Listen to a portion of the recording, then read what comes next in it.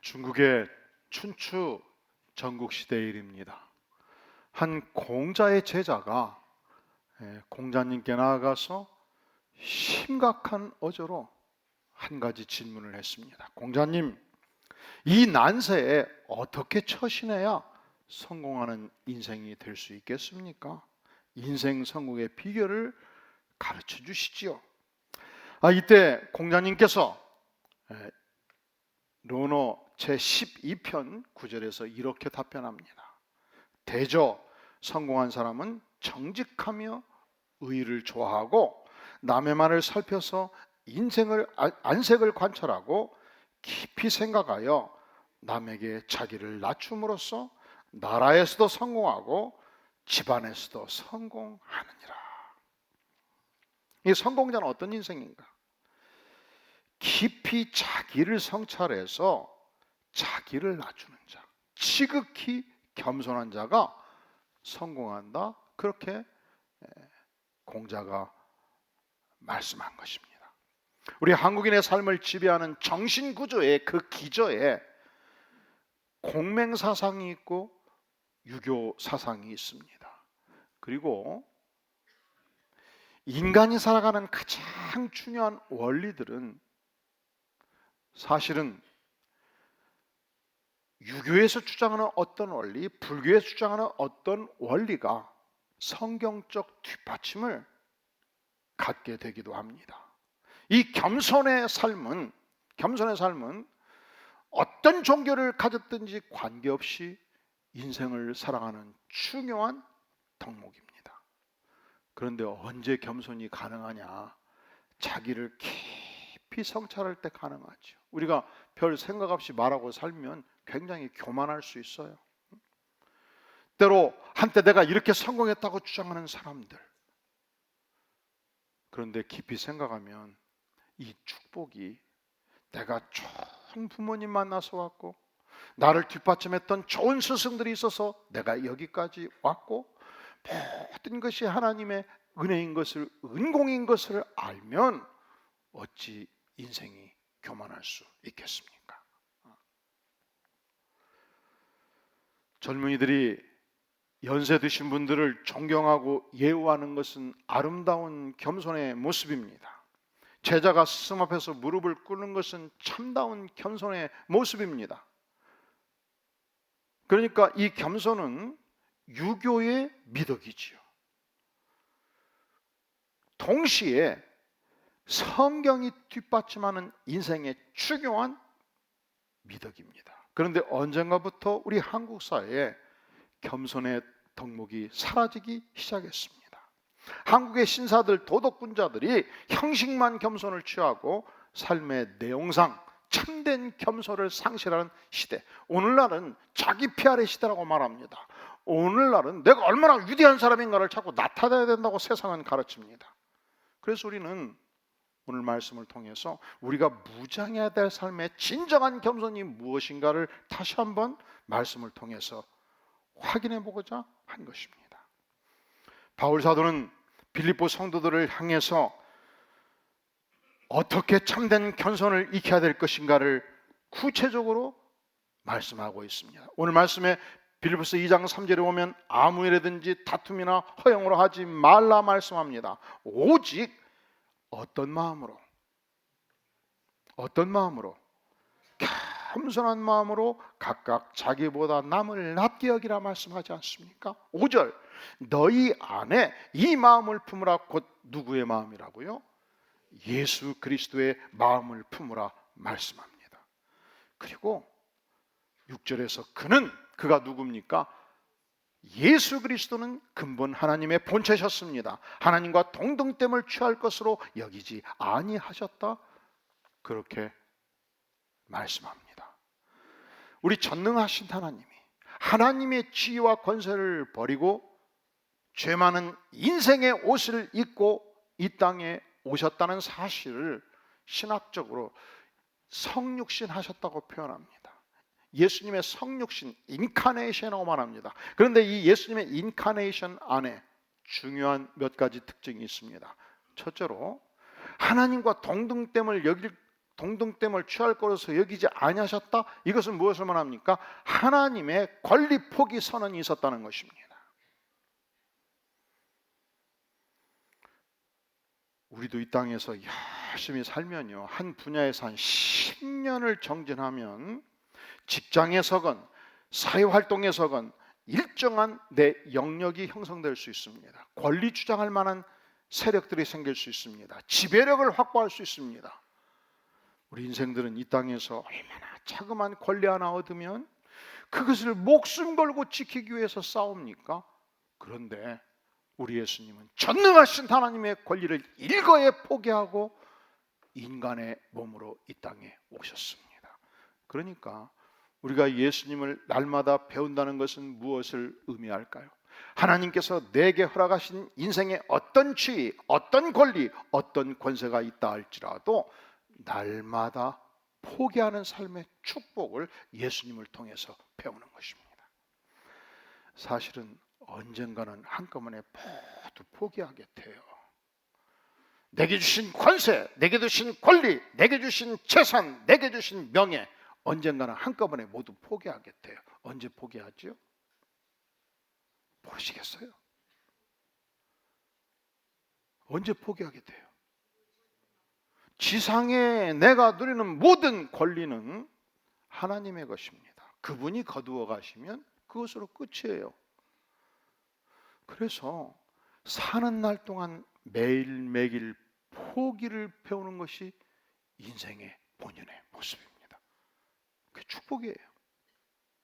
어떻게 그걸 배울 수 있습니까? 예수님을 통해서 배울 수 있습니다.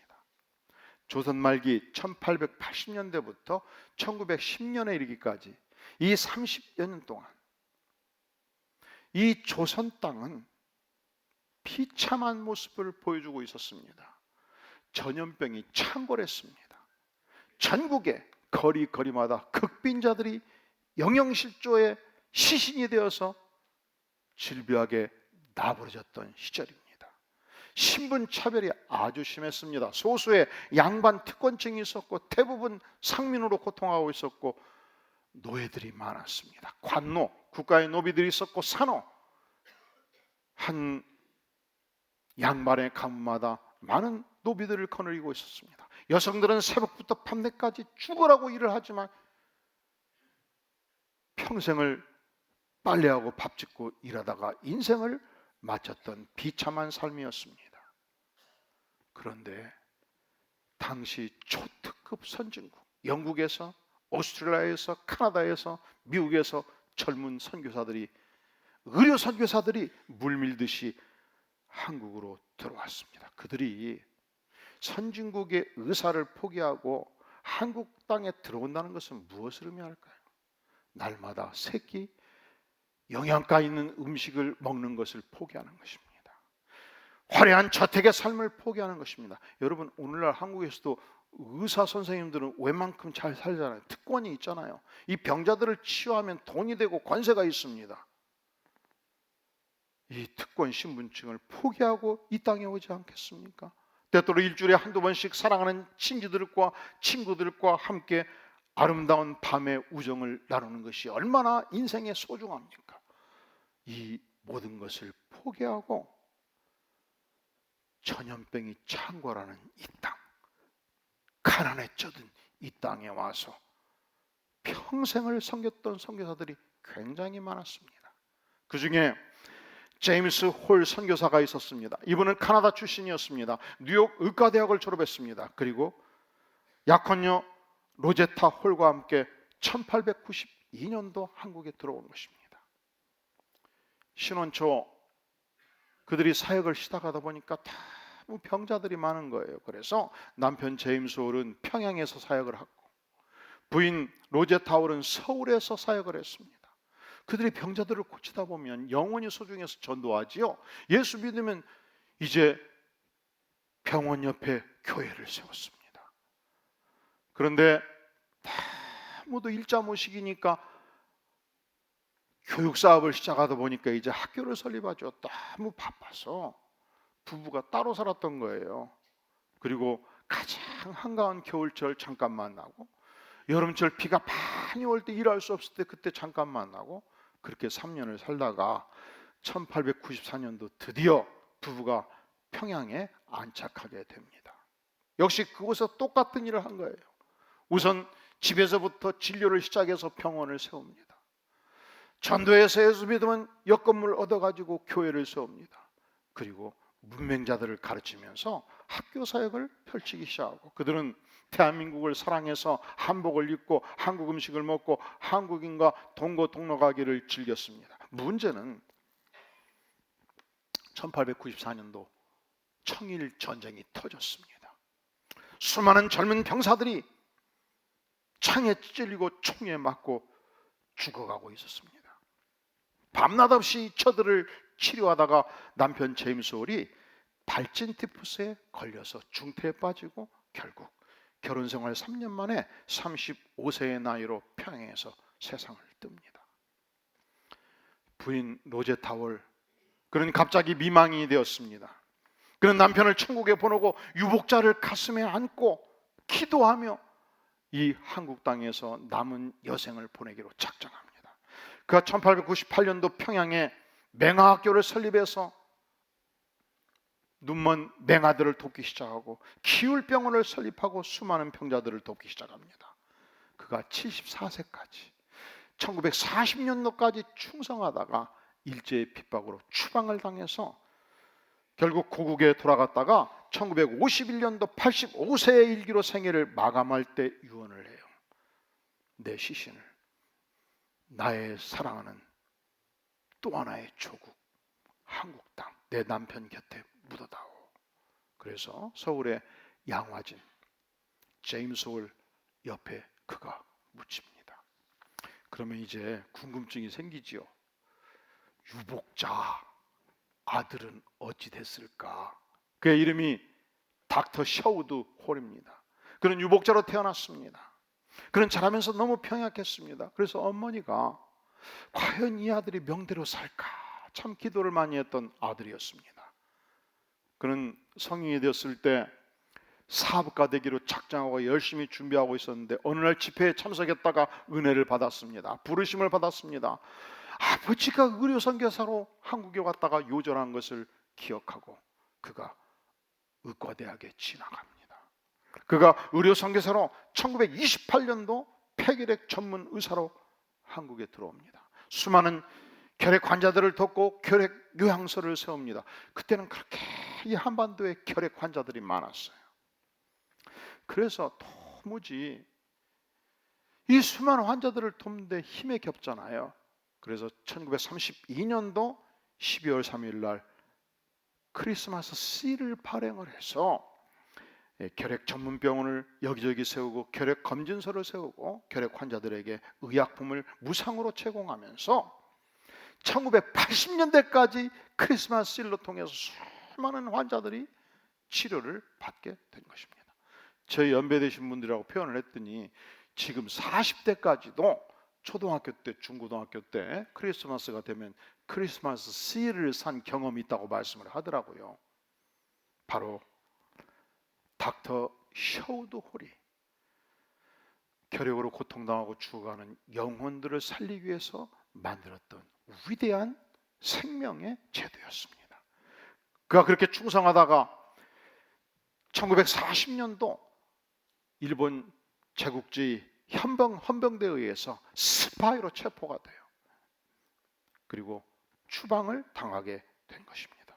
그는 40대 후반 파란 심장을 가지고 있었습니다. 그가 하나님께 기도합니다. 주님, 지구상에서 가장 고통하고 질병이 많은 것이 어디입니까?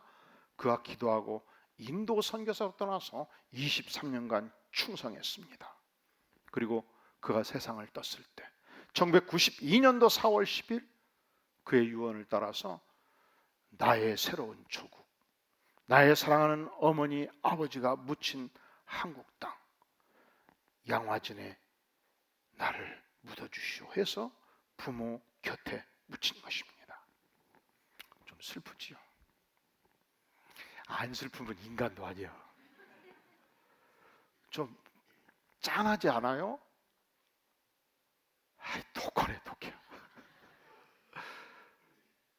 허복사님 좀 눈물 좀 흘리셔. 웃고 있어요 그냥. 어떻게 한 인간이 그 부유한 선진국에 태어나서 말이죠, 의과대학을 졸업하고 얼마든지 잘 먹고 잘 살 수 있었는데 그 모든 삶의 특권과 축복을 포기하고 질병이 많고 가난한 이 땅에 올 수 있었는가? 어떻게 남편을 이 땅에 묻고 남은 생애 전체를 다시 홀몸으로 유복자를 안고 충성할 수 있겠는가? 우리 부모는 그렇다고 치고 나는 이제 선진국에서, 나의 조국에서, 캐나다에서 편하게 먹고 살겠다 할 수 있음에도 불구하고 다시 이 땅에 들어와서 생애를 충성하고 추방되니까 다시 인도까지 가서 남은 여생을 충성할 수 있겠는가? 어찌 이런 일이 가능한가? 우리 전능하신 하나님 예수 그리스도, 그분이 하나님의 권리, 하나님의 권세를 포기하고 이 땅에 오셨습니다. 예수님을 알 때 우리도 권리 포기의 축복을 누리게 되는 것입니다. 인생이 무엇입니까? 우리 인생이란 날마다 권리 포기의 축복을 누리는 삶이에요. 이게 인생이에요. 왜냐하면 언젠가 한꺼번에 모든 걸 우리가 포기하게 되거든요. 그럴 때 얼마나 힘들겠어요. 여러분 굉장히 힘들지 않겠어요? 근데 날마다 포기하는 연습을 하면 하나님이 부르실 때 굉장히 깃털같이 가볍게 천국으로 입성하는 축복을 누리게 되는 것입니다. 할렐루야. 아멘이 별로 없어요. 그때 가서 보자. 예수님의 성육신이 보여주는 첫 번째 특징, 그것은 하나님의 권리 포기 선언입니다. 두 번째, 우리는 예수님의 성육신을 통해서 소중한 진리를 배웁니다. 우리 다 함께 7절 말씀 같이 봉독하겠습니다. 시작. 오히려 자기를 비워 종의 형체를 가지사 사람들과 같이 되셨고. 예수님은 자기를 온전히 비우시고 종의 형체를 가지셨습니다. 자기를 비우고 인간이 되셨다는 것이죠. 그런데 이 그리스 로마 철학 중에는 이원론 사상이 있어요. 영은 영이고 육은 육이라는 사상이 있어요. 그런데 영이신 하나님이 육인 인간이 되었다는 게 도무지 이해가 안 된 거예요. 여기서 이단이 발생합니다. 영이신 하나님이 인간의 육을 입을 때 완전히 인간이 되어버렸다. 하나님의 신성을 부인하고 인간의 모습을 강조하면서 케노시스 이단이 생깁니다. 반대로 하나님은 영이신데 그분이 이 땅에 와서 인간이 됐다는 것은 영은 영이로 돼 육을 입은 것은 육은 허상이다. 육을 입은 것으로 착각했을 뿐이다. 이것을 도세티시즘, 가현설이라고 말해요. 둘 다 이단이지요. 그러니까 어찌 우리 짧은 머리로 하나님을 다 이해할 수 있겠습니까? 개미가 어찌 나 인간을 이해할 수 있겠어요? 그래서 우리가 성경을 볼 때에 때로는 하나님의 말씀을 100% 이해가 되든 안 되든 함께 고백하는 삶이 축복이에요. 하나님이신 전능하신 영의 하나님이 육의 인간으로 오셨다 말씀하실 때 그렇습니다 고백하는 거예요. 그런데 인간의 몸을 입으시되 종의 형체를 가졌다고 말씀합니다. 예수님이 이 땅에 오셔서 제자들을 한 영혼 한 영혼 사랑하시고 섬기셨습니다.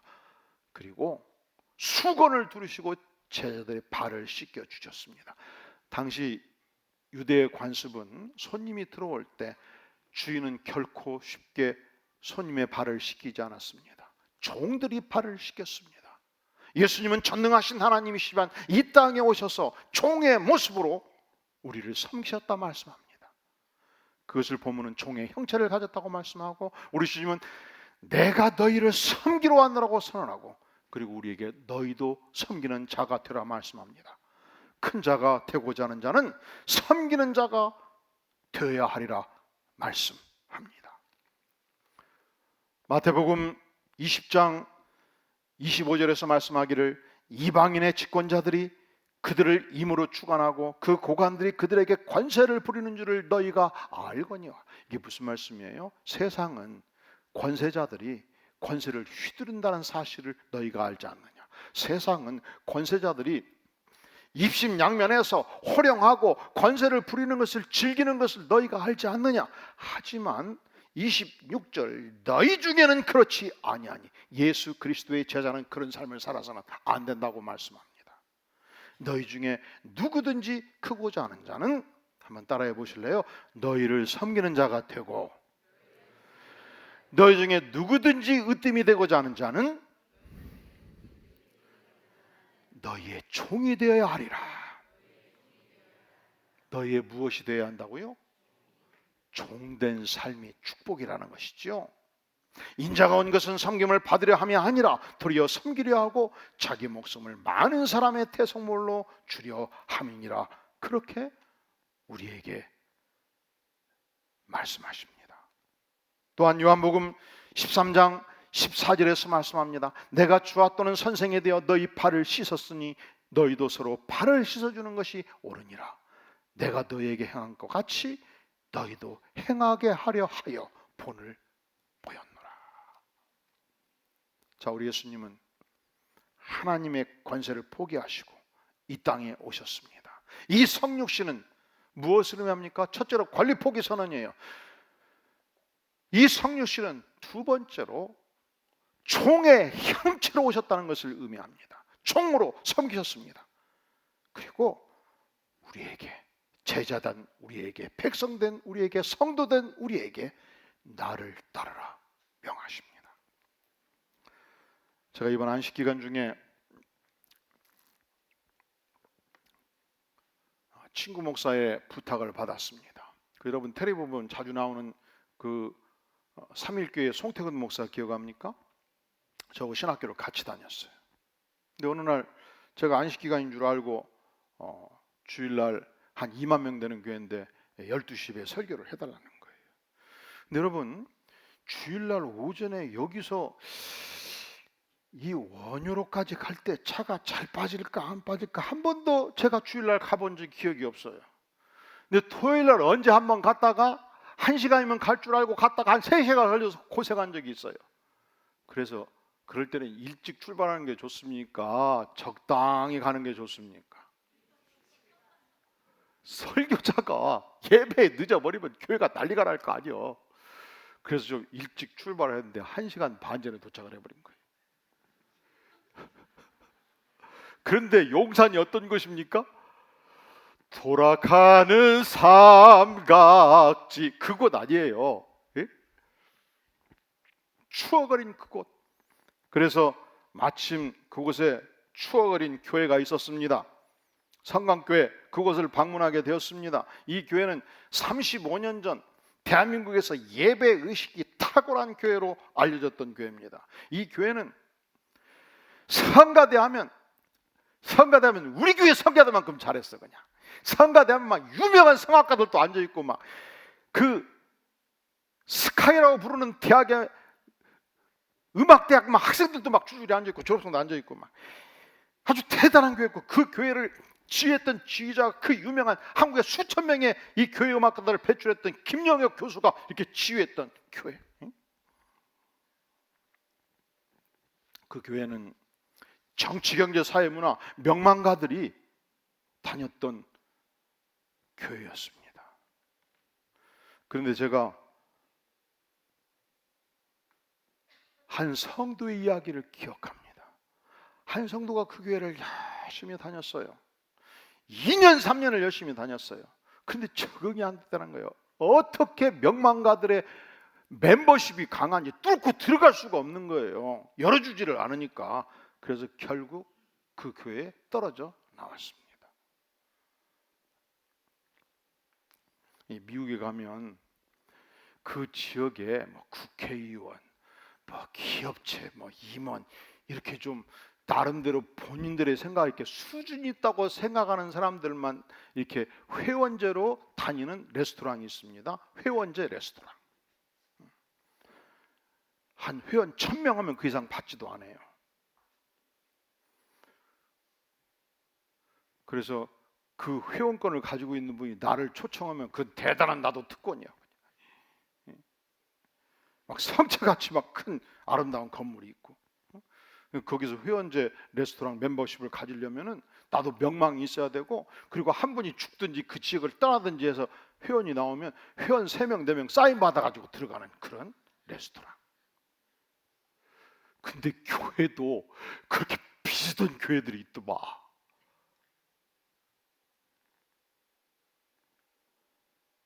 그런데 그 교회를 방문했다가 뒤로 넘어져 죽을 뻔했어요.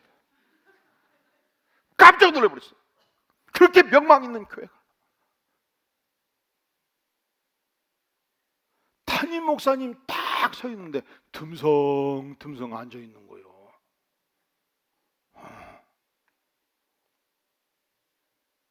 제가 뒤로 넘어질 뻔했어요.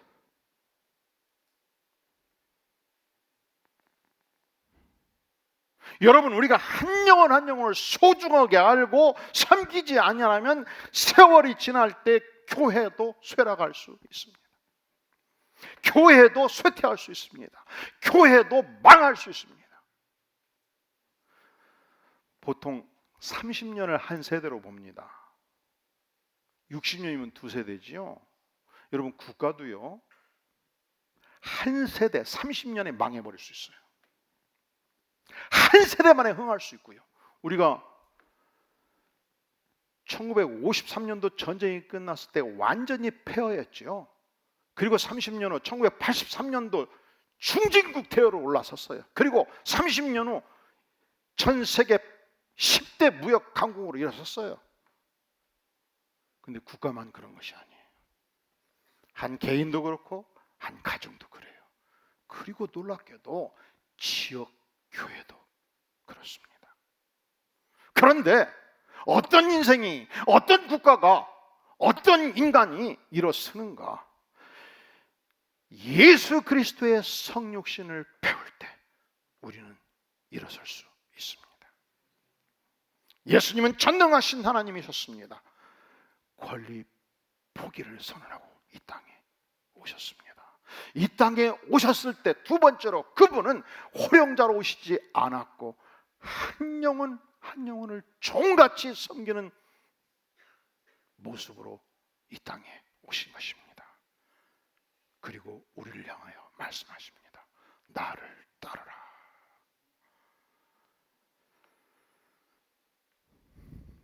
(110년) 전 한국교회 초창기에 청량리 지역에서 개척된 교회가 동독교회입니다.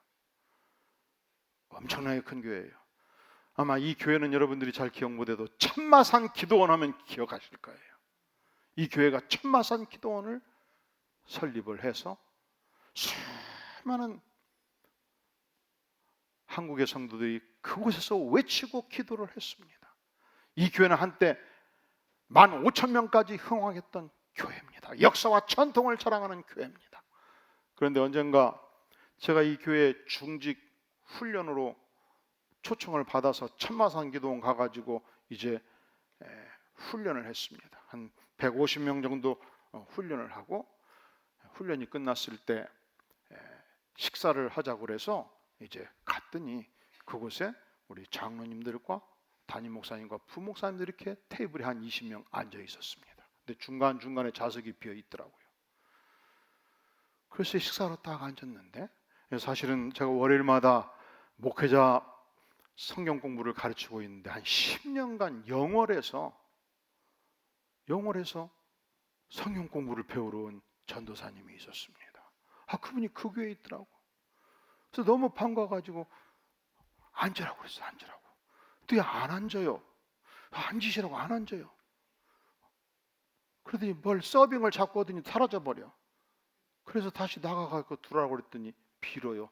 목사님, 저는 거기 앉으면요 오늘 사표 내야 돼요. 그래서 그게 무슨 말이냐?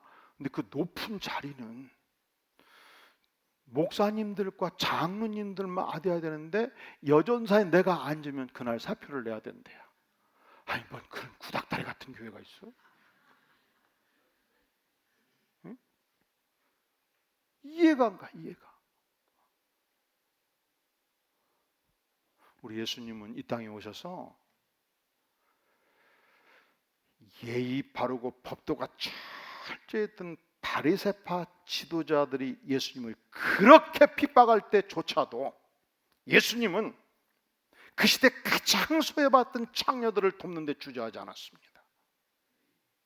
그 시대 가장 사회적 약자였던 사람들을 돕는 것을 단 한 번도 눈치 보며 주저한 적이 없습니다. 예수님은 어린이들이 나한테 오는 것을 물리치지 말라 말씀하셨습니다. 마리아가 3천만 원 규모의 향유를 머리에 부을 때조차도 주님은 말리지 아니하셨습니다. 예수님은 한 인간을 최선을 다해서 사랑하고 섬기는데 조금치도 주저하지 아니하셨습니다. 예수님은 남녀 차별을 해본 적이 없어요. 예수님은 신분이 약하다고 해서 그들을 돕는데 주저한 적이 없어요. 그러니까 오늘의 이 시대도 우리가 해야 될 일은 무엇입니까? 바로 성육신하신 예수님을 온전히 배우는 것입니다. 세 번째로, 예수님의 성육신은 우리에게 무엇을 보여주고 있습니까? 다 함께 8절 말씀 봉독하겠습니다. 시작. 사람의 모양으로 나타나사 자기를 낮추시고 죽기까지 복종하셨으니 곧 십자가에 죽으심이라. 예수님의 성육신의 절정은 죽으심에 있습니다. 여러분, 우리가 겸손하고자 할 때 자기를 낮추죠. 그래서 기도합니다. 낮아지게 하소서, 낮아지게 하소서. 근데 여러분, 계속 낮아져도 내 자아가 살아있는 한 어느 순간 속을 뒤집으면 왁 튀기져 올라오지요. 그래요, 안 그래요? 안 그래요? 그래서 다시 8절 다시 천천히 읽겠어요. 시작. 사람의 모양으로 나타나사 자기를 낮추시고 죽기까지 복종하셨으니 곧 십자가에 죽으심이라. 자기를 낮추시고 어디까지 복종하셨다고요? 내 못된 자아가 십자가에서 죽어버려야 되는 거예요. 하나님이신 예수님도 십자가에서 온전히 죽으셨습니다. 아니, 예수님은 사실은 예수님 자신 안에 죽어야 될 이유가 하나도 없었습니다. 예수님은 하나님이셨습니다. 예수님은 얼마든지 천사 수천 명을 호령해서 나를 못 박은 자들, 바리새파 지도자들, 본디오 빌라도 모두 일거에 처단하라 명하실 수 있었습니다. 아니, 자신의 권세로 모두 진면할 수 있었습니다. 그런데 우리 예수님은 그 어떤 권세도 동원하지 아니하셨습니다. 자기를 낮추셨습니다. 낮추시고 낮추셨고 십자가에 죽기까지 하신 것입니다. 처절한 고통을 당하시고 온전히 죽기까지 하신 것입니다. 사랑하는 성도 여러분, 여러분이 오늘 이 시간 당면하고 있는 문제가 무엇입니까? 직장에서, 가정생활에서, 사회적 활동에서, 이웃과의 관계에서 여러분이 당면하고 있는 문제가 무엇입니까? 저는 모르죠. 여러분은 아시고 하나님은 아십니다. 그런데 어떤 문제에 당면하든지 간에 여러분, 이 성육신 하신 예수님을 배우십니까? 예수님은 어떠하셨습니까? 온전히 하나님의 권리와 권세를 포기하셨습니다.